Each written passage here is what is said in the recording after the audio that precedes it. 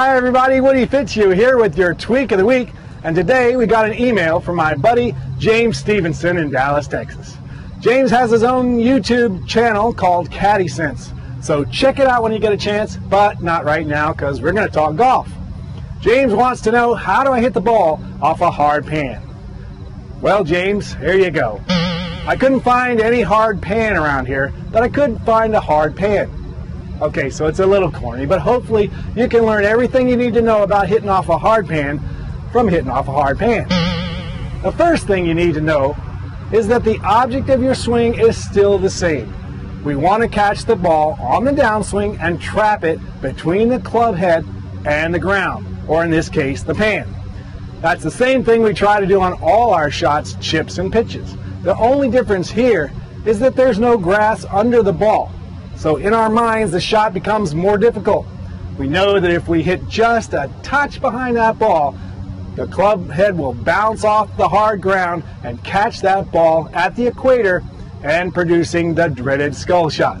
So we need to do a few things to make sure that we can strike that ball consistently and crisply. So the first thing we need to do is to keep the weight on the left throughout the swing to minimize motion.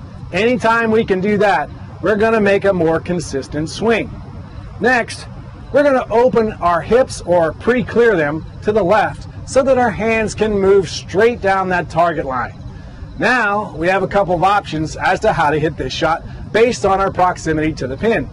If the pin is on the back of the green and we have room to run the ball back to the pin, we will address the ball with our hands in front and we will choke down on the club to keep the backswing shorter, which will give us more control.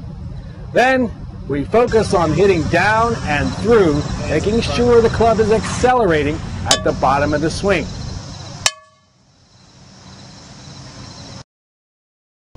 If the pin is closer to us and we need a little height on the ball, we'll do everything the same way, but we'll lay the face of the club open or slightly to the right of the intended target line.